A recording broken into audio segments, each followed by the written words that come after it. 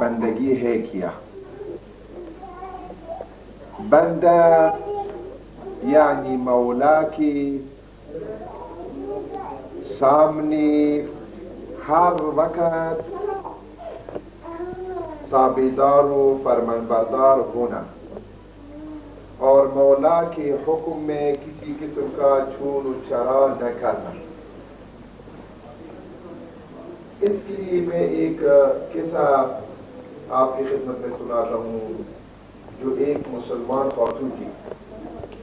حضرت امام صادق علیہ السلام کی خدمت میں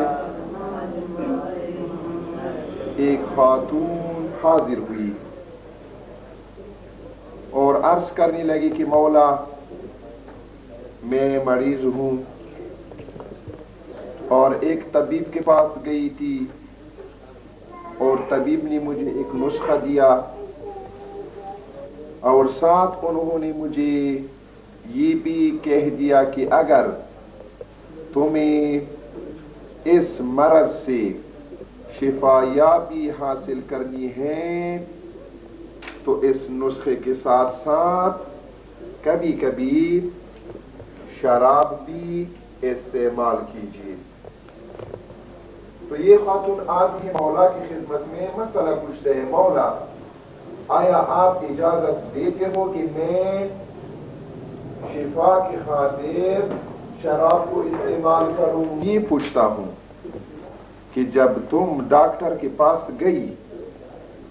اور ڈاکٹر نے تجھے کہہ دیا کہ اس مرض سے نجات پانے کے لیے آپ کو شراب بھی استعمال کرنا ہے، کیا آپ نے ڈاکٹر کے بات پر عمل کرتے ہوئے شراب کو استعمال بھی کیا؟ اس عورت نے عرض کی کہ مولا کس طرح میں آپ کی پوچھے بغیر کسی کام کو انجام دوں گی، بلکہ جو کام میں کروں گی پہلے آپ سے آ کر پوچھیں گی کہ آئے جائز ہے یا نہ. اگر آپ مجھے اجازت دے دیں تو میں اس کو انجام دوں گی، اگر آپ نے مجھے منع کیا تو میں اس کو انجام نہیں دوں گی. اس لیے کہ کل اگر قیامت کے دن خدا کی عدالت میں میری پیشی ہوئی اور خداوند منان نے مجھ سے پوچھ لیا کہ یہ کام تم نے کیوں کیا ہے، تو میرے پاس جواب ہو اور میں کہہ سکوں کہ چونکہ تیرے حجت امام صادق علیہ السلام نے مجھے اجازت دی تھی، اور اگر پوچھے یہ کام تم نے کیوں نہیں کیا تھا تو میں یہ جواب دوں کہ چونکہ تیرے حجت امام صادق نے مجھے منع کیا تھا.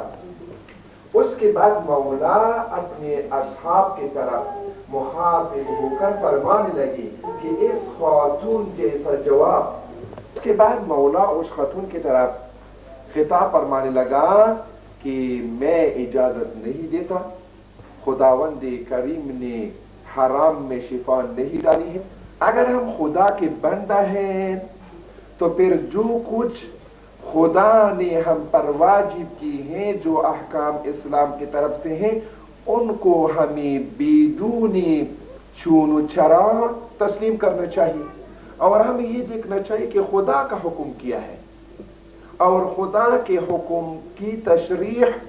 پیغمبر اکرم نے اور امام علیہ السلام نے کس طرح کیا ہے. اور اس وقت ہم عالمی غیبت میں